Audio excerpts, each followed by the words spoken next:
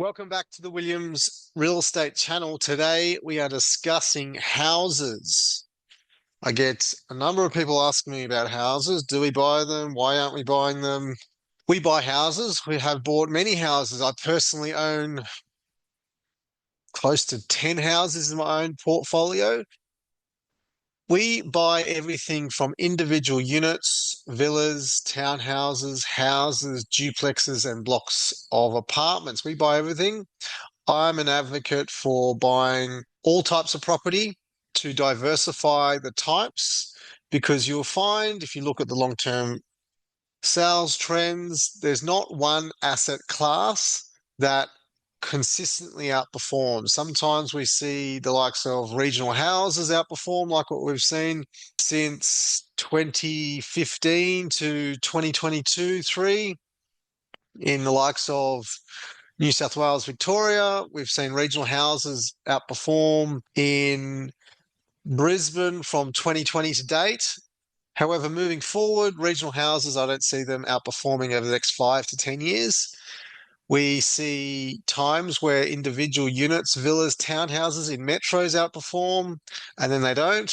So everything has its time in the sun. So when building a portfolio, we like to build a portfolio with a mix across 2 or 3 states at least. I'm born and bred from Sydney, so I like Sydney, Brisbane, Melbourne, and the large regional hubs. You don't necessarily need to go across to Perth and Darwin, the other side of Australia, where sure, there's been growth in recent years, but if you look back at 20, 30 years of sales data, those areas boom bust. So I like to stick to more resilient markets that have consistent growth over long term, and building a portfolio with a mix of types of properties, because if you stack a portfolio just with houses, you'll find it will get very tricky to consistently move forward and grow and scale your portfolio. So that's what we're talking about today, is houses. What types of houses we like to buy, pros and cons, is all going to be unpacked in this video. So to kick it off, houses, we do buy houses. Typically, we buy houses in the regions, not so much in the metros, although we have bought many houses up in Brisbane 5, 6 years ago when they were around that 250 to 300,000 mark. These days, you need to spend 700-800 grand to buy a house in a metro at least. And by that point, we're looking at blocks of 3s, blocks of 4 apartments. We like to buy the whole block for that price point. We like to buy houses between that 250 to 500,000.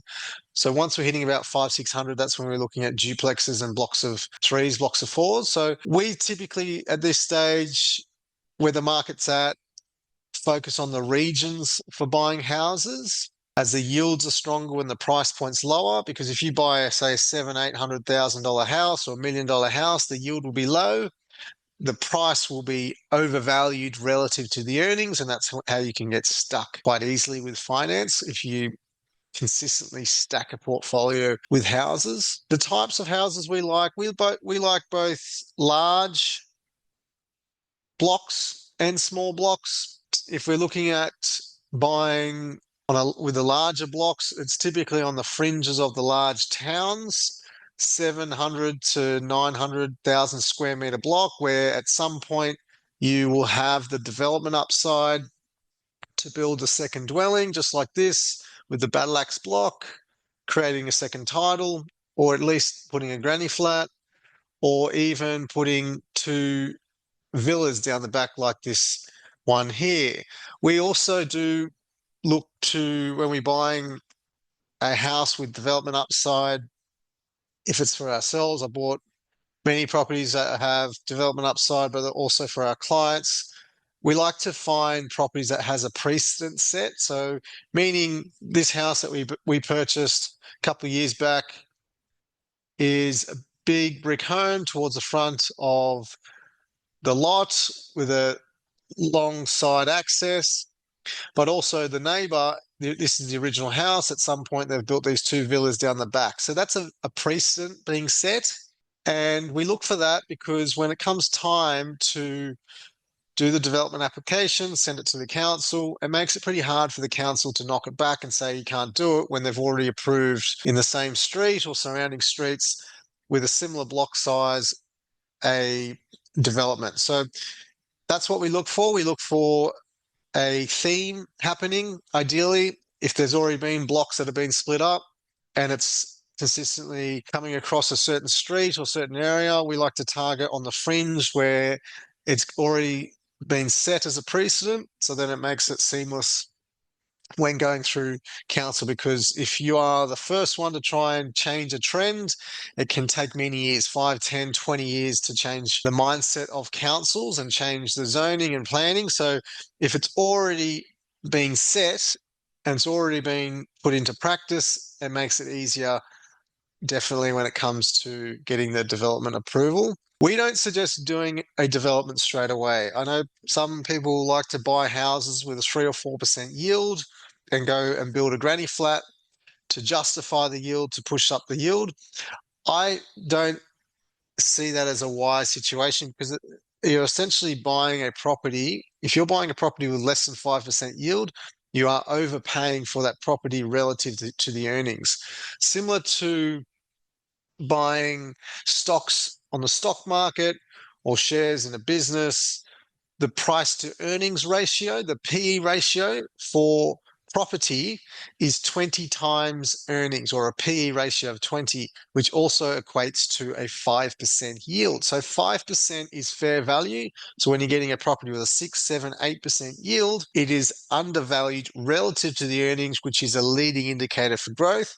When you buy a property with a 4, 3, 2% yield, you're essentially overpaying the property. The price is overvalued relative to the earnings. So if you are buying a house with a 3 or 4% yield and building a granny flat to boost the yield, you're overpaying for that property in the first place. So we only buy houses once the yield's around that 6, 7%. And we don't suggest building a granny flat or subdividing it straight away, because that is overcapitalization into a site too early. Typically, you'll find developers will buy sites, sit on them for 5, 10, 15 years, let the market do the heavy lifting, because the market will do the heavy lifting if you time it right. And once the property then doubles in value, as an example, if you bought this for, say, 400,000 and then doubled in value to 8, 900, instead of going and buying another house in that same town and paying a premium once the market has moved, at that point, it makes sense to then subdivide, build the second or third dwelling at a wholesale rate, 300,000, 400,000. So you're still adding to your portfolio in a solid, growing, booming town in a market, but you're hedging against the market cycle by adding your stock and adding extra properties to your portfolio at a wholesale rate. And that is a build to rent model. So typically you'll find the large institutional developers buy sites, sit on them for minimum 10 years before they end up building and developing the site, and in which point, that's when the market moves, makes the projects feasible, and then they start developing. You can also then, at which point, once the market moves, refinance, draw the equity out, use the equity from the existing dwelling to then fund the project in the back. So we do like looking for large blocks on fringes of towns and also closer to the town. They have both their pros and cons. So depending how active our clients wish to be, if they're looking to do a small development down the track, we'll target the larger blocks. If not, there's nothing wrong with buying a small inner town type of property that doesn't have the immediate development opportunity. In time, even the smaller 300, 400 square, 500 square meter blocks closer into town will have duplex potential, where they could knock them down, build 2 duplexes or convert them. But that's probably 10, 15, 20 years down the track. When you see properties like this, these have the development upside straight away. But as I said before, we like to build that extra second or third dwelling once the market's moved 5 to 10 years down the track, because you could preserve and save that capital to buy multiple properties currently, rather than overcapitalizing into a site early on. No pools, nothing sexy, nothing flash. Typically, we like to buy brick homes. we do still buy weatherboard. I've bought multiple weatherboards in the portfolio. They have a lower purchase price, more upside, but they do come with higher maintenance costs. The benefits with buying a house, they have more stable growth.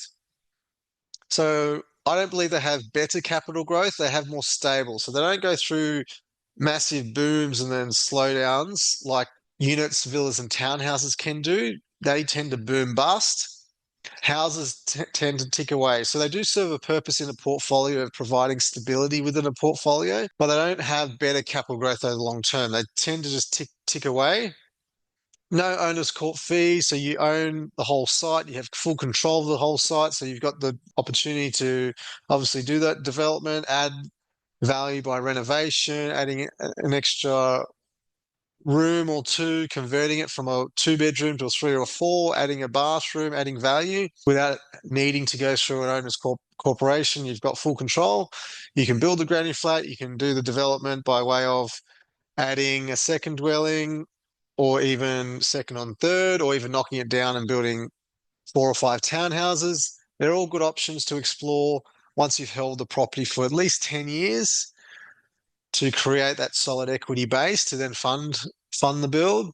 The limitations or the cons when buying houses, these I believe are brushed over for many property investors.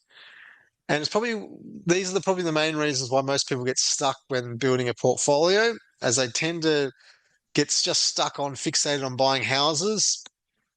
They come with a lower yield. So typically yields between 5, 6, 7%. They don't tend to get much higher than that.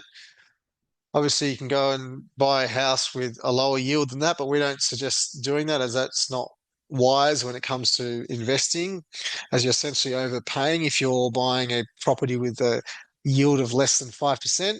You need to maintain the whole site. So when you own them interstate, you need to make sure that the external areas are well maintained and upkept.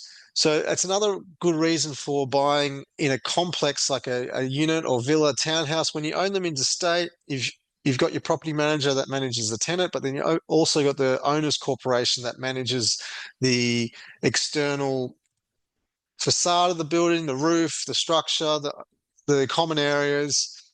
So it's always good to have an added layer of management when you own them, especially across the country and interstate. When buying houses, you don't have that. So obviously it comes with a slightly higher level of risk when you own the house and you don't have that extra layer of management helping. So something to consider.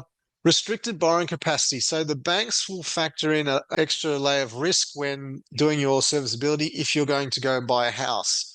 Because if you ever need to replace the roof, depending how big the roof, 60, 80, 100 grand job. If you ever need to do major plumbing works or structural works, that's all on one owner. When you buy one property like a house, that's all on one owner. When you buy a unit, say in a block of 10, that same risk is diversified with all the owners in the block. So there's less risk of maintenance and upkeep when you're buying an individual unit or villa townhouse in a complex versus a whole house. So the banks factor in a higher risk profile when buying houses for that downside risk. So you'll find your serviceability won't go as far if you just stick to houses than if you are buying individual units and villas as well. Something to consider. So I find people who get stuck, who have just been buying houses, and they've got their fixated saying, yeah, we need something with a block of land. That's the only thing that grows in value. That's all a myth. That if you buy into that, you will only get yourself stuck after 2 or 3 properties if you just stick to houses. So it's always good to mix it up with multiple different types of assets. And with a house, obviously, you need more capital. So larger deposits, bigger outlays. So they do serve a purpose in a portfolio, stabilizing a portfolio, getting good equity in a portfolio. But I also like to complement houses with individual units and villas as well, with higher yields, lower purchase price, to allow you to keep moving forward and growing a sustainable portfolio. It's just like a campfire when building a portfolio. When building a campfire, you start small with kindling. That's like individual units, villas, townhouses. Once you get a bit of a roll on, the equity builds up. That's like the coals and ambers building up in the portfolio with the higher cash flow. That's like the air and oxygen and flame.